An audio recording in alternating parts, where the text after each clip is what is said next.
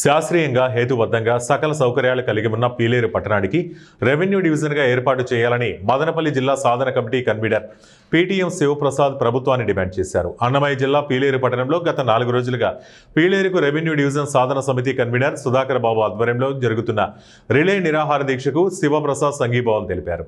ఈ సందర్భంగా ఆయన మాట్లాడుతూ మదనపల్లి జిల్లా కలసాకారం కాబోతున్నటువంటి తరుణంలో ఉమ్మడి చిత్తూరు జిల్లాలోనే కేంద్ర బిందువుగా ఉన్న పీలేరును ప్రజా అవసరాల కోసం రెవెన్యూ డివిజన్గా ప్రకటించాలని ప్రభుత్వాన్ని విజ్ఞప్తి చేశారు.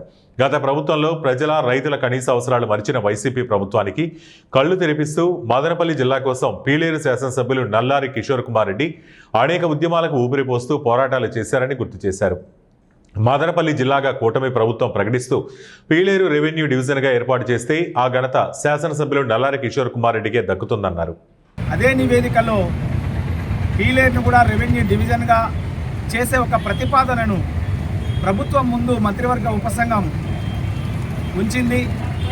అందులో ఒక చిన్న సందేహాన్ని కలిగించింది.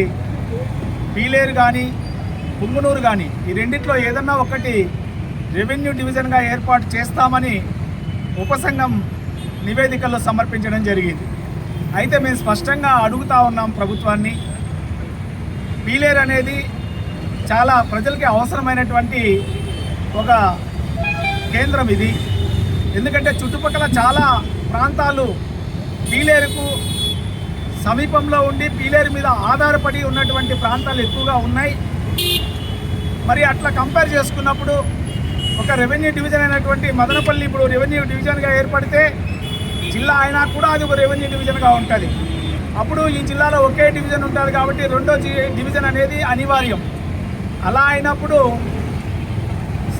దూరంగా ఉన్నటువంటి ప్రాంతం పుంగునూరు కాదు, దానికి మదనపల్లికి పీలేరు మాత్రమే.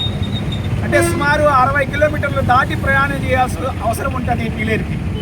కాబట్టి ఏ విధంగా చూసినా శాస్త్రీయంగా హేతుబద్ధంగా రెవెన్యూ డివిజన్కి అన్ని విధాల అర్హత ఉన్నటువంటి ప్రాంతం ఈ పీలేరు.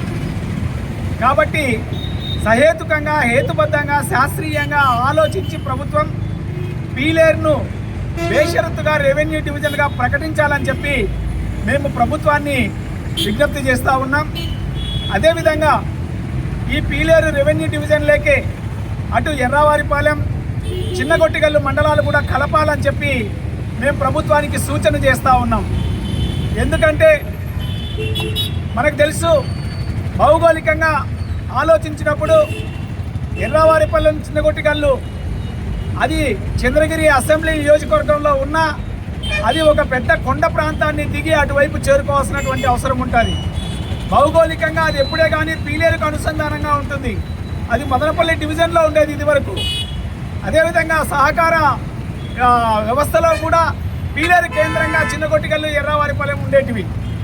అదేవిధంగా ఎర్రవారిపాలెం, చిన్నగొట్టిగల్లును కలపడం వలన ఏదైతే బాక్రాపేట దగ్గర ఒక రిజర్వాయర్ కట్టుకుంటే అక్కడి నుంచి నీటిని డౌన్ కాబట్టి పీలేరు నియోజకవర్గానికి మొత్తం కూడా తరలించుకొని ఇక్కడ ప్రజలకు నీళ్లు అందుబాటులో తెచ్చేదానికి కూడా అవకాశం ఉంటుంది. కాబట్టి ప్రభుత్వం ఈ ప్రతిపాదనను కూడా పరిగణలోకి తీసుకోవాలి. పీలేరును బేషరతుగా రెవెన్యూ డివిజన్గా ప్రకటించాలి. అదేవిధంగా పీలేరు రెవెన్యూ డివిజన్లోకి ఏదైతే ఎర్రవారిపాలెం, చిన్నగొట్టిగల్లు మండలాలు ఉన్నాయో వాటిని కూడా